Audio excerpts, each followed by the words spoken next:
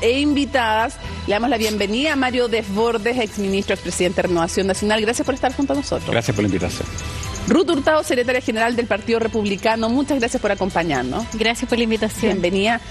¿Lo conocen? No, sí, pues sí lo conocen. El senador socialista José Miguel Insulza no le va a tirar todo el currículum de todos sus cargos. ¿Cierto? Dejémoslo ahí nomás. Ya. Y Matías Walker, senador del Partido Demócrata, bienvenido también aquí se debate. Muchas gracias, Mónica. Y tengo que hacer una prevención porque por acá sé, pero votó a prueba, ¿cierto? Yo siempre, mire, yo nunca, desde que entré a la universidad yo voto siempre por lo que tengo que votar, el grupo en el cual participo. ¿No? Ya, nunca pero usted como me ha pasado por la mente votar otro. Que sabe que ayer estuvo con nosotros en Tolerancia Cero la ministra del Interior. Diga que la vio nomás, porque si no le van a tirar la oreja. Y la vio. Estupendo programa. Y ella dijo que no se arrepentía de nada de haber votado a prueba. ¿Usted se arrepiente un poco? Yo no me arrepiento, creo que era una mala constitución. ¿Sí? No era una buena constitución, pero francamente era aquellos que creían que era mejor tratar de arreglar esa que rechazar lo que teníamos.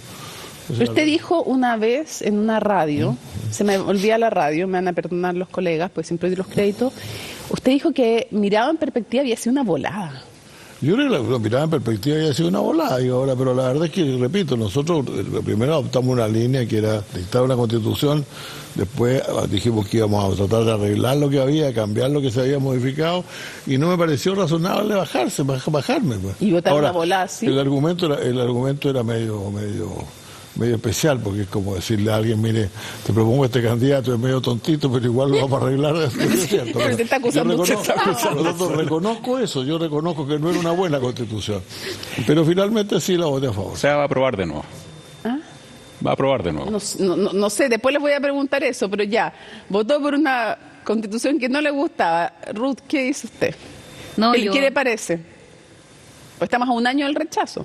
Sí, yo creo que fue bueno que se haya rechazado, obviamente, pero me parece extraño ver que el senador, con toda la trayectoria política que tiene, siga manteniendo que no se equivocó por esta volada, digamos. Usted me está preguntando lo que yo hice.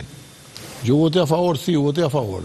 ¿Me arrepiento de haber votado a favor? No, porque creo que la mayor parte, que el acuerdo entre nosotros, entre todos nosotros, era que íbamos a hacer todo el esfuerzo por arreglarla. Pues tal vez no era el mejor acuerdo, pero eso es todo lo que yo digo. No digo que me arrepiento o no me arrepiento, eso no es el punto. Si cuando uno vota ya votó, ¿no? Sí. No, pero mira, para Chile fue lo mejor que se haya rechazado. Creo que la propuesta constitucional, tal como lo comentábamos tras bambalinas, uno siempre dice después se arregla en la Cámara, el Congreso lo arregla, y la verdad es que eso no pasa. Era una mala propuesta y hoy día recordamos con mucha alegría que casi 8 millones de chilenos le hayamos dicho que no a esa propuesta refundacional. ¿Fue bueno que no se aprobara, Matías? Sin duda, Mónica, nosotros desde el centro y la centroizquierda por el rechazo levantamos la voz una vez que conocimos la propuesta y nos parecía efectivamente una propuesta identitaria, refundacional. ¿Una volada, como dice José Miguel? No sé si calificarla una volada, pero cuando uno se recuerda la forma en que se debatió los convencionales votando desde la ducha, con un nivel de agresividad, de violencia verbal, nosotros dijimos nada bueno puede salir de ese clima odioso. Lo que dijo Agustín Ejella hace poco, ¿no? Efectivamente, lo dijo. Que era mejor, era mal, pero de cómo se había dictado que el contenido claro, mismo. Pero lo que pasa es que cuando hay tanta confrontación, tanta odiosidad, cuando no se quiere escuchar, por ejemplo, a los expresidentes que advirtieron el riesgo de muchas de las normas que se estaban aprobando, el propio presidente Lago, el presidente Frey, fueron muy explícitos al respecto y no se les escuchó. Bueno, el resultado fue malo, fue identitario, partisano, y de ahí el sentido común ciudadano que rechazó por un 62% esta propuesta. Para nosotros trajo costos, expulsiones de nuestros partidos, todo tipo de funas, de insultos, pero finalmente yo creo que hicimos bien. De alguna manera el sentido histórico de lo que es la República Democrática, las instituciones democráticas estaban en juego, y el problema, Mónica... Chuta, pero es que espérese lo que usted está diciendo. Después vamos a volver al presente y le doy la palabra a Mario Desbordes, pero usted está diciendo que acaba de decir que las instituciones democráticas democracias estaban en juego. Entonces, básicamente usted le está diciendo a José Miguel Insulza que votó por un proyecto de constitución que ponía la democracia en juego para que le pueda contestar y después incorporar. Mire, por favor, contéstelo al tiro. Ni siquiera quiero utilizar la palabra payasada que ha expresado el senador. Volada, no es lo mismo que payasada. O lo que sea. Algunos hablaron de una borrachera. Pero deje que te conteste, primero al senador. A ver, dígale a él nomás. Porque yo creo que hay cosas que están bien. Por ejemplo, hay algunos países que eligen a los jueces. A mí no me parece que sea bueno elegir a los jueces, no me gusta, pero no digo que sea antidemocrático. Ya, pero contéstele a él si él le dijo, no le dije yo que... ¿Cuál era la contraparte de violación de las instituciones democráticas? Todos los tipos de autogobiernos, todo tipo de autonomías territoriales indígenas con facultades de autogobierno, de tener su propia jurisdicción. Si a uno se le olvida la brutalidad de cosas que... Pero mire, la ciudadanía, José Miguel, por suerte, es sabia y finalmente rechazaron una muy mala propuesta que no tenía nada que ver con nuestra tradición histórica. Hay diferencia aquí en este bloque, dicen que, bueno, no es un bloque además porque están en posturas distintas, pero dicen que hay diferencia respecto a si ponía o no en riesgo la democracia. Mario, hace un año, ¿en qué estaba pensando? ¿Y cree que se salvó la democracia? Porque básicamente lo que está diciendo Matías Walker. A ver, lo primero, el proceso fue la salida a una crisis de donde estuvieron en riesgo las instituciones democráticas el 2019. Eso es lo primero, o sea, ahí ya hubo un riesgo. A mí me han criticado por decirlo, tengo los datos súper anotaditos hasta el día de hoy. El general Rosas de Carabineros, en una entrevista en el Mercurio hace un par de semanas, decía que estuvo a punto de caer la moneda y el Congreso. A ese cierto estallido que tiene un componente de violencia duro, completamente condenable, inaceptable, y lo condenamos en su momento, creo que casi todos, o muchos, no todos lamentablemente, se unió una cantidad enorme de personas, de cientos de miles de personas que plantearon una serie de cambios, reformas sociales, que ahí están todavía sin concretarse, y también al final, ya antes del acuerdo, se empezó a plantear esto de la nueva Constitución de manera bastante masiva. Llegamos a ese acuerdo, se dio esta salida constitucional, este proceso, ¿no es cierto?, constituyente, como una salida, uno de los caminos paralelos que se supone iba a tomar la política para satisfacer las demandas ciudadanas. Digo, se supone porque insisto en que al final ninguna se cumplió. Y siempre estuvo primero la elección de los consejeros. Yo voté a favor en el ingreso, en el plebiscito de entrada. Ahí tenemos una diferencia con Ruth, en donde yo voté apruebo y mucha gente de Renovación votó también rechazo y otros apruebo. Entonces nos dividimos la centro-derecha, la derecha, cada uno opiniones distintas.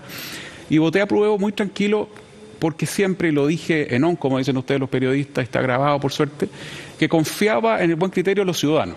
Si la propuesta era mala, se iba a rechazar. Ya. Ella está dicho varias veces, y luego de un proceso de locos en donde tenemos a los Stingo y otros más para nombrarlos, ponerles nombre y apellido, también en la derecha más dura, algunos que empezaron desde el día 1 a los combos. Yo creo que la propuesta era muy mala. Algunos dicen que han habido Stingos ahora, pero del otro signo político. Yo quiero traerlos al presente y preguntarle, José Miguel Insulza, ¿usted cree que hay Stingo de derecha? Se discutió el primer tiempo harto eso, y quiero preguntarle si se corre hoy día el riesgo de que pase lo mismo pero con otro sentido político. ¿Cuáles son los riesgos que ve hoy día? Bueno, yo creo que el riesgo de que se dicte una mala constitución también está ahí, naturalmente. Mire, yo creo que lo siguiente, y yo creo que es difícil además, en general, aprobar una constitución de 100 artículos. Porque una constitución de 100 artículos, la probabilidad de que la gente encuentre algo que no le gusta, alguno que no le guste y dice, no, por lo tanto, estamos conversando, yo por esto no voy a votar melina roja. Yeah. Yo creo que eso es muy negativo. Yo creo que la Constitución se debería reducir a los derechos fundamentales. Ya, pero antes de que hablemos de la arquitectura, hoy día, ¿qué detecta? Y a la forma de gobierno, y nada más. Ya, hoy día, no ¿qué meterse detecta? ni con los puertos, ni con el aborto, ni con ninguna de esas cosas. Esos son todo asuntos para la ley. ¿Hay riesgo de que hoy día pase lo mismo que antes? Yo creo que se corre el riesgo de rechazo siempre. Cosa que yo lamentaría. Nosotros, no olvidemos, venimos luchando por una nueva constitución hace mucho tiempo. Por lo tanto, yo no quiero una constitución rechazable, por así decirlo. Que una constitución que realmente nos represente razonablemente a todos. Ustedes hicieron un video, es del mismo mundo que estuvo por rechazar la anterior. ¿Usted ustedes advierten que hay un peligro. Efectivamente, yo creo que muchos consejeros de derecha están, Mónica, cometiendo los mismos errores de los convencionales de izquierda en el proceso anterior. De hecho, si tú revisas las enmiendas, todas las enmiendas que se han aprobado son de consejeros de derecha y se han rechazado todas las enmiendas propuestas por el oficialismo. Y eso es no entender en qué consiste una constitución. Una constitución es la carta fundamental, es la casa común que debe marcar un sentido de pertenencia respecto a todos los chilenos. Pero está diciendo en el fondo al partido de Ruth. Se lo digo a los consejeros republicanos y a muchos consejeros de Chile Vamos que han caído en lo mismo. Se acaba de aprobar una norma que establece la libertad y el derecho a reunión, pero no así el derecho a manifestación. Eso es un tremendo error. Lo dijo Evelyn Matei y Germán Codina, dos alcaldes de Chile Vamos, cuando se aprueba la supresión del pago de contribuciones. Para la primera finalmente beneficia al 23% de la población. Cuando nosotros hemos propuesto como demócratas algo distinto, que pueda eximirse de contribuciones a los adultos mayores, pero no a toda la población, porque eso finalmente puede beneficiar al 23%. Dejemos que vamos a ir desglosando, Matías, pero primero el miedo, el riesgo de que se cree una constitución, que se esté redactando una constitución identitaria y que no representa a todos. Lo que decía la gran mayoría, prácticamente todas las normas aprobadas son de republicanos y ninguno, o de Chile Vamos y ninguna de el actual oficialismo. A ver, yo creo que este proceso es muy diferente. A mí me tocó vivirlo en carne propia el proceso anterior, donde sufrimos no solo amenazas, sino que malos tratos, donde el Partido Socialista, que al principio quiso tender puentes, que incluso con nosotros presentamos varios artículos en común, pero eran amedrentados, digamos, por tratar de llegar a acuerdos. Y hoy día yo lo veo muy distinto. De hecho, hoy día me tocó estar en el Consejo Constitucional y conversábamos con Jerko Lubitsch que tenemos cosas en común, y esas cosas en común es que a Chile le vaya bien. Y el Partido Republicano también ha dado señales de transversalidad, de diálogo, de coordinación, donde hemos retirado enmiendas para poder ingresar nuevas con unidad de propósito.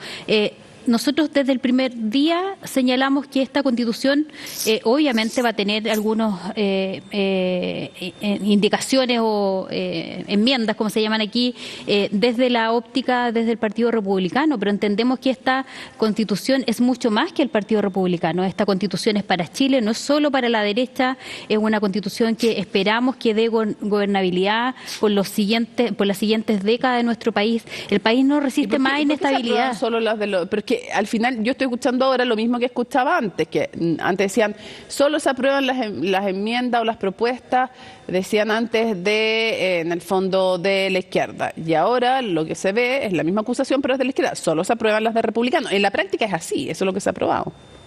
Sí, o sea, no es solo de republicano, aquí hay que Republicano y Chile Vamos. De hecho, el día sábado y domingo se trabajó, se sesionó y hubieron enmiendas que se ingresaron con unidad de propósito en las cuales el oficialismo estaba de acuerdo. Lo que pasa es que no las firma por un tema ideológico, no lo sé bien, digamos, por qué se resisten a firmar estas unidades de propósito, pero son unidades que son recogidas en las comisiones donde también hay acuerdo del oficialismo. Lo que pasa es que por un tema, como lo dije anteriormente, ideológico, no suscriben a la unidad de propósito, pero sí están de acuerdo con ella.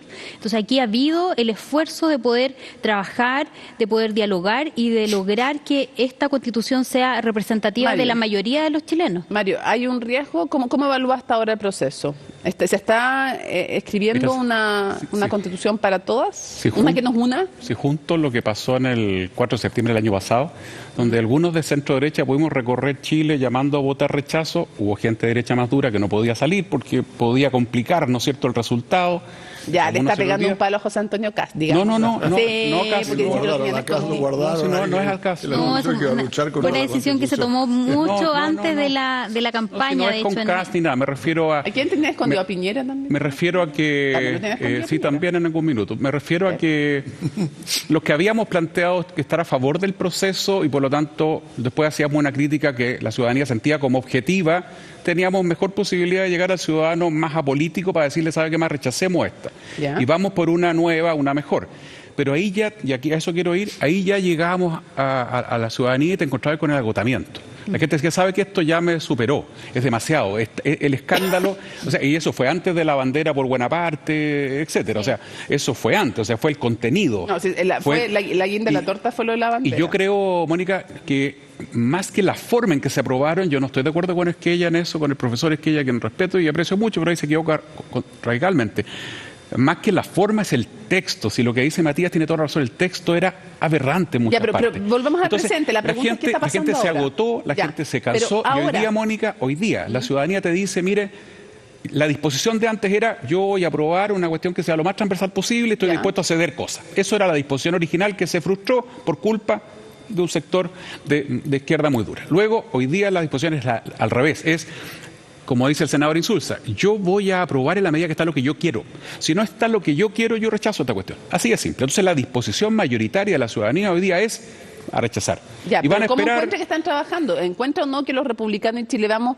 Se está recién votando, si había que hacer, era necesario que Republicano hiciera algunos gestos a su electorado, por supuesto, si es normal. Estamos recién, el miércoles terminan de votarse las enmiendas, veíamos recién la interesante exposición, ¿no es cierto?, del experto que nos mostraba que incluso la coalición de gobierno ha aprobado el 57%. Claro, pues estamos votando todavía lo menos polémico. Por eso. Y ya hay polémica. Ahora vamos a empezar a ver, o sea, todavía no sabemos cómo va a quedar el texto. A mí el texto de los expertos hay cosas que no me gustan tampoco, pero bueno, veamos qué pasa. O sea, no ahora está en de el proceso, acuerdo todavía con Matías Walker para que siga. Sí, con todo el riesgo hoy día que se rechace es muy alto. Muy alto por la disposición de la ciudadanía, muy distinta. Porque hay un agotamiento constitucional, si no es solo por el texto. La gente, yo creo que tampoco hoy día se ha interesado en conocer lo que hoy día está pasando con el debate. Hoy día la gente está cansada y dice, rechazo esto porque partió con una cocina, que es cierto que se criticó mucho. La gente está cansada de que no se dé soluciones a lo que realmente necesitan hoy día. Pero Ruth, tema así con una mano en el tema corazón, de seguridad. con una mano en el corazón. Si esto no se aprueba, ¿Qué? o sea, porque a ver, ¿Puedo decir algo? la anterior, dime, un segundito. La anterior fue un rechazo para la izquierda. O sea, ustedes lo dijeron abiertamente. Les rechazaron su constitución. Así lo dijeron.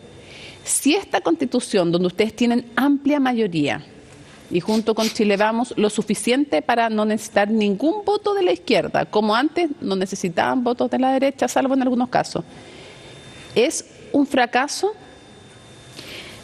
No, yo creo que el resultado no es un fracaso para el Partido Republicano si es que se llegara a rechazar, porque nosotros hemos hecho de verdad todo el esfuerzo posible para que las enmiendas sean lo más transversales posible. Hemos ¿Y cuánto avanzado, esfuerzo, cuántas prioridades?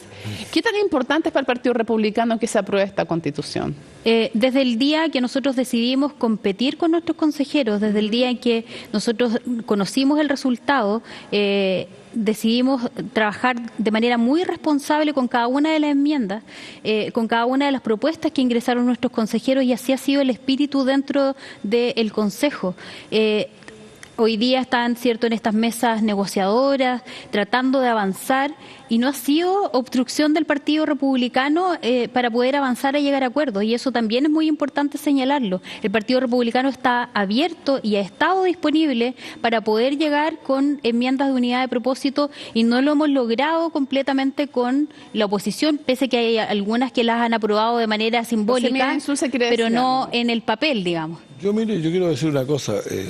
No le he dicho mucho, pero en mi partido hubo una discusión interesante, ¿no? Y así que fue una tremenda discusión, pero hubo algunos parlamentarios que plantearon la posibilidad de no reiniciar tan rápido el proceso, sino de dejar pasar algún tiempo. Porque efectivamente, como dije Ruth, hay mucha gente que está aburrida de este proceso, es el aburrimiento del proceso lo que va a hacer votar. El problema de la aprobación, a lo mejor eso no es tan negativo. El problema de aprobarle es que yo creo que partimos con un razonable 25% de personas que le van a votar en contra de cualquier cosa que les pongan por delante. Y por lo tanto, si no juntamos una mayoría razonable entre todos, por eso que tiene que ser aceptada por todos, vamos a aprobar, es muy probable que fracasemos. Ahora, si esa pregunta viene, yo quiero aclarar, yo no estoy por hacer otro ejercicio de inmediato. Nosotros tenemos una constitución hoy día, ha sido modificada de manera interesante, tiene el gran vicio del origen. Eso ahora, pero si ya la gente 2 veces seguidas rechaza la nueva opción, quiere decir que prefiere el vicio de origen antes que tener una nueva constitución. Con las enmiendas republicanas aprobadas, las que tienen que ver con salud, vivienda, AFP y otras, ya sabemos cuáles retiraron. Si es que aprobaran en general las cosas los republicanos, ¿para usted sería mejor esa propuesta o la no, actual depende, Constitución? Yo tendría que ver el total primero, yo creo que no se puede, así como yo no quiero juzgar una cosa punto por punto, me parecería, no porque tenga dos cosas que no me gustan, la voy a votar en contra, también creo que es importante que no tenga tiempo, claro, la pueda mirar bien. Pues. Sí, a ver, la pueda mirar bien. Y eso lo hice, yo hice eso con la primera también, así que me preguntaba antes, eso sí, yo me la leí varias veces antes de tomar una decisión. Y dije, mira, sí, se puede modificar, la vamos a modificar, ya está bien, a lo mejor no se puede criticar eso. Pero lo mismo pienso hacer con esta. Yo tampoco estoy diciendo que la voy a rechazar a priori. Okay. Sí, a mí me pasa lo mismo, porque en el proceso anterior nosotros dijimos que votábamos rechazo con todos los costos que eso significó una vez que conocimos el texto, porque acordémonos cómo era el debate. Nos decían, no se preocupen, si esto se va a arreglar en el Pleno. Hasta el gobierno decía eso, el ministro Jackson. Oiga, no se preocupe, si después la Comisión de Armonización, esto lo vamos a arreglar. Bueno, al final no lo arreglaron y la propuesta fue un desastre. Pero lo responsable por lo mismo es recién pronunciarse respecto a favor o en contra una vez que se conozca el texto completo. Y yo creo que acá el desafío efectivamente es hacer una constitución que le haga sentido a la ciudadanía. También voy a hacer una crítica al oficialismo, José Miguel, porque me dicen que la votación de la Defensoría de las Víctimas, por ejemplo, que le hace todo sentido a la ciudadanía, entiendo que el oficialismo se abstuvo. Y eso también es un error. ¿Votaron en contra? ¿Por qué? O votaron en contra, peor. Entonces, es súper importante, independientemente que la propuesta venga de Chile Vamos, republicano, cosas que le hacen sentido a la gente como la Defensoría de las Víctimas de la Delincuencia, aprobarlo. Y la invitación que yo hago finalmente es que si hacemos las cosas bien, podemos invitar a la gente a cerrar este proceso. Hablando de cerrar procesos, los temas que le interesan a la gente, el crecimiento, la seguridad. Hablando de cerrar procesos y hacer las cosas bien, hay un proceso que es el de los 50 años del golpe de Estado. Y quiero preguntarle a Mario Desbordes si van a estar al final o no, porque María José Hoffman recién en la tarde, hace un par de horas con Matilde Burgos, decía que no van a votar, o sea, no van a suscribir, no van a firmar una declaración por los 50 años del golpe. ¿Qué le parece a usted? ¿Es reversible o no? ¿Sería deseable una declaración de todos los sectores políticos? Sobre lo anterior, en un segundo, sería malo que se apruebe por poco y si se rechaza, se terminó la discusión, no hay más proceso. Eso lo esbozó el senador Insulza. Ahora, respecto de lo del 11, yo creo que el gobierno ha hecho todas las cosas malas que podía hacer para que esto fracase. La responsabilidad tiene nombre y apellido, se llama Gabriel Boric, es el presidente de la República. Ha sido de ya una prepotencia infinita, ha cometido errores que muestran que es lo que está muchas veces pensando, va más en la línea de exacerbar los ánimos para el 11, va más en la línea del diputado Boric que del presidente de la República. ¿Por error o con intención? Yo creo que sale de manera natural lo que él siente, lo que él cree de manera espontánea y lo expresa, porque perdóname, Mónica, pero los discursos están escritos, revisados por su equipo, etcétera. Entonces, yo creo que el presidente Boric está más pendiente de su 25%, de mantener firme su tribu, su lote, que de pensar en el 90%. Para que hagamos debate vayamos poniendo cada uno con ideas más cortas. Me gusta una expresión de Camila Vallejo. ¿Qué? Esto de habitar el cargo. Creo que el presidente todavía no está totalmente cómodo en el cargo que habita. Problema, porque están lo dice el presidente, bueno, yo le lo escuché por primera vez a Camila Vallejo. Yo creo que sí, efectivamente algunas veces se siente incómodo en distintos temas. En temas de derechos humanos, por ejemplo, siempre van cuando ha criticado a algunos otros países, etcétera. Y en temas internos, cuando se refiere a asuntos de la coyuntura, probablemente... ¿No está cómodo en el cargo todavía, dice usted? No, yo creo que sí, pero yo creo que en realidad lo único que yo encuentro realmente complicado fue la referencia que él corrigió ayer y se excusó por eso ayer, la referencia al tema del suicidio, ¿no? Eso me pareció a mí que... De uno de los condenados por asesinato de Víctor Jara. Pero son cosas que surgen muchas veces porque... está escrito que cualquier político que habla mucho dice muchas barbaridades, creo que dice alguna barbaridad. Y el presidente habla bastante. Yo creo que a mi juicio se refiere demasiado a la coyuntura. ¿Debiera hablar menos el presidente? No, en los temas coyunturales sí, por cierto. Para eso están los ministros. Sí. Para ese tipo de peleas están los ministros. Mire, el sistema chileno tiene una cosa buena que yo te puedo mantener. José Miguel, para que quiero entender, ¿usted cree que debiera hablar menos de la No, contingencia. yo creo que el sistema está hecho para que el presidente gobierne a través de sus ministros. Por eso. Y no tiene por qué él preocuparse de cada tema, salir él a cuestionarlo. Que hablen más los ministros. Por cierto, Ok. yo fui ministro de 2 presidentes, para el caso del presidente Lago, que es el más cercano. El presidente Lago no se refirió nunca a estos temas, nunca. Ya. Nunca Está entraba exacerbando- en la pelea de la coyuntura, para eso tenía ministros, para eso está construido el sistema. Ruth, está exacerbando el ánimo del presidente. A todo esto, perdón, antes de eso, ¿quiénes de aquí suscribirían con el presidente una declaración por los 50 años del Nosotros golpe?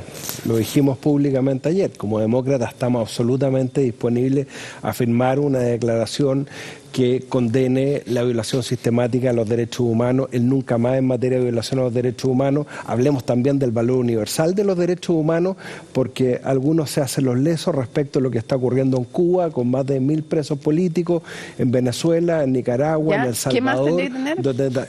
Y por supuesto, el respeto irrestricto a la democracia, condenar la violencia física y verbal, el respeto a la separación de poderes del Estado. 4 cosas que tienen que estar en una declaración, lo dijimos ayer, que nosotros suscribiríamos. Ruth, con esas 4 cosas, ¿usted iría a firmar con el presidente de la moneda? Nosotros se lo dijimos el día que tuvimos reunión con él. Yo creo que él desaprovechó el momento histórico que él tenía para haber unido el país.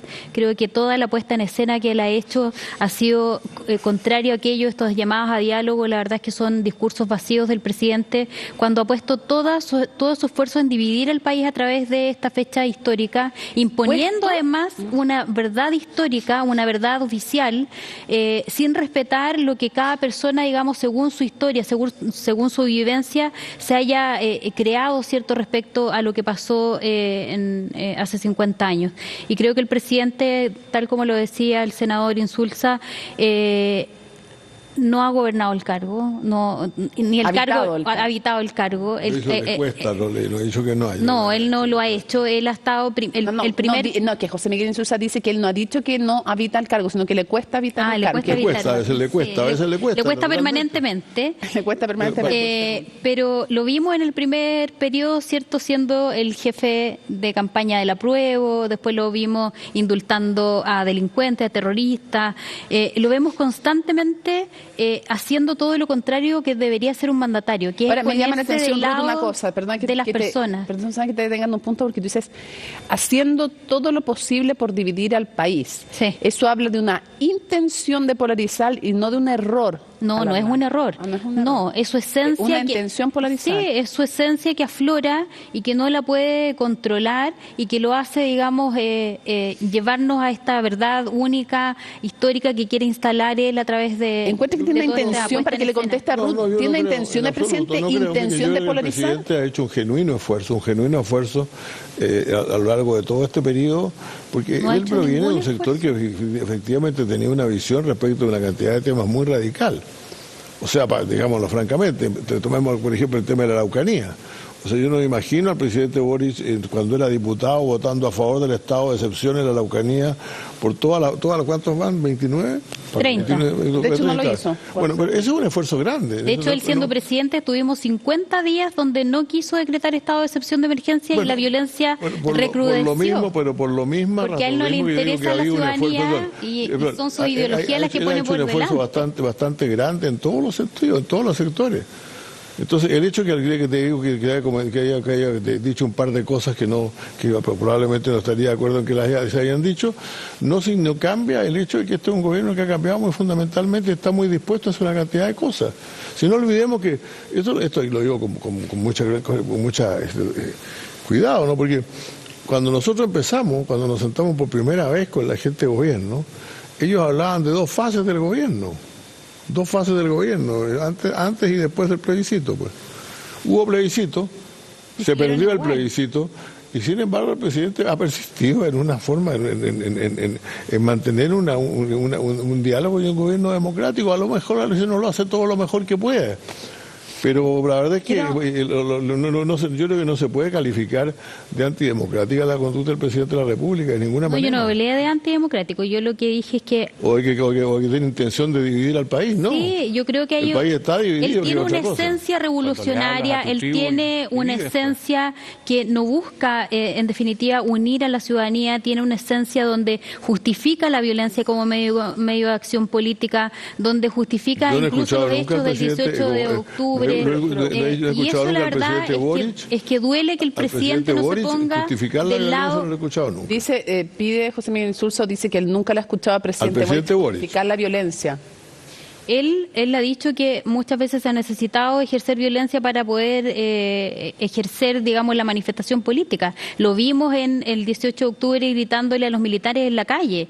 Lo vimos constantemente romantizando lo que pasó.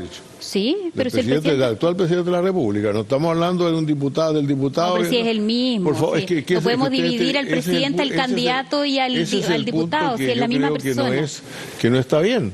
Porque lo que él ha hecho es un genuino esfuerzo por acomodarse, por ubicarse fundamentalmente en la línea de lo que quiere la mayoría de los chilenos. No sé cuál de los Boric es el que usted habla, porque la verdad es que no lo he visto. Yo estoy hablando del presidente. Yo creo que no ha tenido esa intención. Hablando del presidente de la República. No. ¿Mario? No. A ver, lo primero, el presidente, el problema de este gobierno es que por primera vez hay dos coaliciones.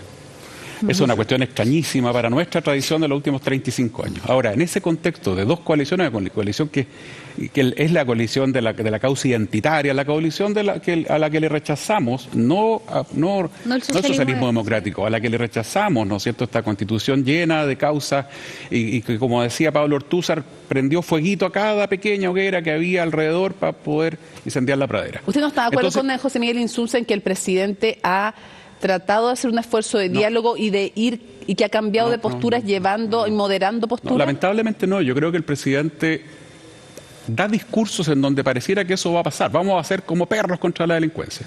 Y después manda a los militares al norte sin posibilidad de fiscalización, no pueden revisar un auto, no pueden disparar. Manda después una RUF en donde el policía no puede apuntar a una persona, cuando en el mundo entero eso es el desde del accionar del policía. Sí te puedo nombrar 50 cosas más. Pero, mira, yo me quiero tomar con lo que dice Matías. Para mí una declaración del 11 de septiembre debería tener ni más ni menos que el contenido del informe Rettig. Ni más ni menos, ni un milímetro más, ni un milímetro menos. Y cuando vemos un retroceso, a mí que me parece realmente horrible, ¿no es cierto?, en cuestiones que se supone las habíamos ya zanjado, en un documento macizo, con un José Salaquet, con don Raúl, tipos que, por favor, o sea, no sé, don Máximo Pacheco quizás pudiera haber estado a ese nivel en este tema de derechos humanos. Y te dicen, mira, esto pasó antes del 11. Esto es, reconozcamos la violencia política, reconozcamos el uso de las armas, el intento de hacer una revolución. Si hubieran ganado esos revolucionarios, ¿qué hubiera pasado? Lo mismo que pasa en Cuba hace 60 años, si no nos engañemos. El golpe de Estado, por supuesto, no. La violación de los derechos humanos, inaceptable, pero por ningún lado. Pero, ¿qué te dice el informe Rettig? Mire, violar los derechos humanos a los agentes del Estado, eso no está en discusión, es execrable, condenable, tiene que ir preso, todo lo que usted quiera. Pero además, y hace un análisis, Salaquet hace un documento que se aprueba, en donde dice también violar los derechos humanos, pese a que la doctrina general señala que solo los agentes del Estado, nosotros creemos que también la violan, conforme también piensan muchos nuevos especialistas en derechos humanos, los integrantes de agrupaciones violentistas, como el Frente Manuel Rodríguez, el Lautaro, o sea, los muertos míos, y lo digo literalmente, mis amigos asesinados, y yo respiré con tranquilidad ese día cuando lo leí, era un cabro de 20 y tantos años, mis amigos asesinados también tenían un trato digno en ese informe Rettig. Ese es el desde que lamentablemente un sector dice, no lo reconozco porque las violaciones de los derechos humanos las justifica, las trata de explicar, y el otro sector que la violencia política, el asesinato, el uso de las armas como método, etcétera, pareciera que fueran algo que estaba permitido, y por lo tanto ojalá, si alguna vez volvemos al informe Rettig como corazón, ¿cierto?, en la discusión de esto, yo creo que ahí podríamos tener acuerdo, pero el propio presidente sacó ese punto de encuentro de la mesa. ¿Cómo habló el rol parece que no va a quedar mucho en nada el rol del presidente Sebastián Piñera respecto de quién? No se trata de no valorar en el fondo lo que él ha hecho, fue al cambio de mando con el presidente Boric, fue a La Moneda a conversar a ver si se lograba esta declaración conjunta, pero en ese sentido digo que no va a quedar en nada, parece que no hay agua en la piscina. A mí me parece bien el gesto del presidente Piñera, a pesar de todo lo denostado que fue en su momento. Recordemos que el presidente Boric, en una frase muy desafortunada, dice: está avisado, lo vamos a perseguir, y a pesar de eso, en el debate creo que él se comporta como, en su rol de ex jefe de Estado, concurre a La Moneda, manifiesta disposición a suscribir este acuerdo, y yo creo que eso es valorable. Ya, pero coincide conmigo en que parece que no va a pasar. Bueno, yo creo que las elecciones en Renovación Nacional, ahí Mario nos podrá contar, a lo mejor contamina un poco ese ambiente porque cada uno le habla a sus militantes, pero yo creo que si hacemos un genuino esfuerzo sobre la base de estos 4 puntos que yo acabo de señalar y suscribimos una declaración transversal, hablándole a las próximas generaciones, como dijo el presidente Frei, hablémosle a los chilenos para los próximos 50 años, yo creo que podemos llegar a un acuerdo. Y quiero además resaltar cosas positivas también que ha hecho el gobierno. Mira, yo creo que el esfuerzo que ha hecho el ministro Luis Cordero Vega, siendo familiar de personas que sufrieron las violaciones a los derechos humanos, el plan de búsqueda, donde ha participado ministros de la Corte de Apelaciones de La Serena, como Vicente Ormazábal, que han participado en las excavaciones, tratando de recuperar restos de desaparecidos, reencontrando a nietos con sus abuelas. Senador, ojo, que no lo senador, ahora ese acierto, me imagino que también es un acierto del presidente Gabriel Boric, así como los errores son errores de él o errores de su ministro también son su responsabilidad. Mónica, me imagino que ese plan de búsqueda es un acierto también de él. Por supuesto. Lo que pasa es que a veces los excesos verbales del presidente Boric, que le cuesta a veces encontrar el tono, como dije el senador Insulza, a veces opaca la buena labor como la que está haciendo el ministro de Justicia. ¿Le parece que debieran le parece que ese sí es una iniciativa para destacar el plan de búsqueda y que debieran darse todos los recursos? Porque van a tener que aprobar recursos después también en el Congreso, pues eso va a necesitar recursos. O sea, de hecho, Johannes Kaiser, nuestro diputado, ha dado una tremenda pelea, digamos, en que se reconozcan y se puedan identificar los restos que fueron encontrados en la Universidad de Chile, que hoy día están en posesión, ¿cierto?, del Instituto Médico Legal y que no han sido reconocidos y que son más de 120 cajas que estaban ahí. Y creo que esto es necesario, es humano. Las personas necesitan reconocer y saber dónde están los restos de sus desaparecidos, y en eso nosotros siempre hemos estado, y Johannes en la Comisión de Derechos Humanos ha sido bastante duro precisamente con el ministro, que no han hecho nada para poder dar con la identidad de aquellas osamentas que fueron encontradas. ¿No le hace ruido, así como nombra Johannes Kaiser, entonces en este contexto no le hace ruido cuando alguien como Luis Silva dice que admira como estadista a Pinochet? Bueno, y no puedo opinar por Johannes. No, pues por Luis Silva. Así como usted destaca de este diputado eso de su partido, ¿no le hace ruido cuando alguien dice que admira como estadista a Pinochet? Yo no voy a entrar en decisión, o sea, en opiniones personales. Creo que cada uno se ha formado opiniones de cómo se llevó la historia adelante. ¿Usted lo admira a Pinochet como estadista? Yo creo que en su gobierno hubieron cosas buenas y cosas malas, donde hay que condenar las violaciones de los derechos humanos, pero también hay que reconocer que hubo un periodo de la historia donde también crecimos en algunas materias como el retroceso, digamos, de la pobreza, por ejemplo, que son cosas que se pueden destacar. No todo es tan absoluto, no todo es tan negro, y en eso obviamente yo respeto las opiniones que cada cual se pueda Pinochet formar. Entregó el país con un 40% de pobres, disminuyó de 40 a un 8% en los gobiernos de la Concertación la pobreza. Sí, pero se hizo un plan importante también para la desnutrición de los niños, y creo que también hay que reconocer que hubieron cosas buenas, como también, cierto, obviamente condenar todo lo que tiene que ver con la violación de los derechos humanos, pero no solamente desde esta concepción o este concepto añejo o más bien antiguo, cierto, respecto de que solo es el Estado y sus agentes, sino que también los grupos beligerantes son los que violan derechos humanos, y es lo que pasa también hoy día en mi región de la Araucanía. Pero yo pienso que no, es un tema que no puede tener discusión. O sea, Pinochet fue un... bueno, también yo tenía algunos amigos comunistas que sostenían que Stalin lo había hecho muy bien porque había construido una maquinaria industrial en Rusia. Y yo siempre le decía, sí, pero mandó varios millones de personas a los campos de concentración. Es decir, eso no son equivalentes ambas cosas. Pero eso nos O habla sea, de la admiración. durante Pinochet se cometieron crímenes contra muchas personas, esa es la realidad. Sí, no son... Entonces ahora yo no entiendo por qué cuesta tanto al margen de todo lo demás. Ahora yo creo, como dice Matías, que lo económico no fue ninguna maravilla. Tuvo 2 crisis económicas fuertes y terminó con más de 40% de pobres. Pero al margen de eso ya es un tema de gobierno. Los otros son los temas realmente de derechos humanos, que son los que se quiere condenar. Y entre paréntesis, yo estoy de acuerdo cuando Mario dice, mira, ¿por qué no vamos ni más allá ni más acá del informe Reti? No tengo ningún problema. Quiero que cerremos y parte Mario Desbordes, 30 segundos para cada uno que nos diga qué les gustaría que quedara el 12 de septiembre. ¿Qué les gustaría como legado de los 50 años que quedara el 12 de septiembre? Mario. A ver, rápido. Enhorabuena tenemos a los ministros, a Cordero, tenemos a la ministra Tobá, enhorabuena, porque si no este gobierno estaría desfondado. Lo otro, un poco con humor me imagino, Matías dice esto tiene que ver con la elección interna de renovación. No, yo he hecho lo mismo 20 años que estoy en política, un poquito menos quizás, en la cosa pública, yo he sostenido siempre lo mismo.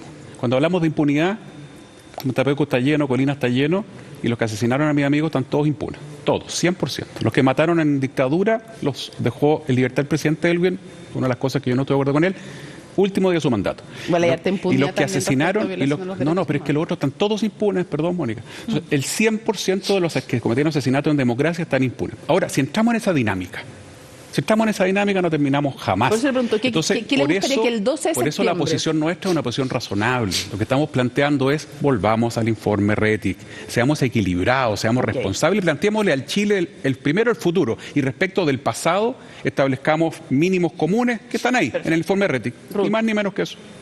Sí, yo creo que hay que tomar una postura de futuro en donde pongamos a las personas en el centro. El pasado lamentablemente ya no lo vamos a cambiar y es importante que haya reconciliación, haya unidad. Chile hoy día lo necesita. Hay millones de chilenos sufriendo a manos del narcotráfico, el terrorismo, el crimen organizado, y creo que esa tiene que ser la postura y un acuerdo transversal, incluso para evitar la explotación sexual de menores que hoy día están siendo abusados y va creciendo cada día más. Creo que ahí hay que poner el punto para poder avanzar. Temazo, pero nos excede hoy día, pero temazo. Mira, brevemente voy a decir una cosa previa. A mí me tocó organizar las actividades del 30 aniversario y yo quisiera ver ese espíritu. Quisiera ver a todo el país diciendo que estuvo mal lo que ocurrió, que no debían haber las violaciones a los derechos humanos. Todas esas cosas se decían con mucha facilidad. Hace 20 años atrás tenemos un retroceso ahí. Por lo tanto, mi deseo es bien pequeñito, que en la sesión que vamos a tener en el Senado el 12 o el 13 tengamos un diálogo elevado y hablemos del futuro del país y de la necesidad de que una serie de hechos que todos probablemente hemos hecho mal no se repitan. Tenemos que ganar mucho, recorrer un camino que significa recuperar mucho lo que se ha perdido en los últimos años. Senador. Sí, Mónica, yo espero que esa sesión especial que va a tener lugar en el Senado y la declaración que podamos hacer todos los sectores políticos sea claro respecto al nunca más en materia de violación sistemática de los derechos humanos, ninguna violación de los derechos humanos, el respeto al rol intrínseco de la democracia, condenar todo tipo de violencia verbal, de violencia física, nunca más utilizar a las Fuerzas Armadas con fines políticos y, en definitiva, resaltar y defender el valor universal de los derechos humanos, no solamente en Chile, sino que en todas partes del mundo. Muchísimas gracias a todos por habernos acompañado. Nos vamos rápidamente, pero los dejamos en estupenda compañía. Viene Fernando Paulsen y, como siempre, el próximo lunes aquí se debate.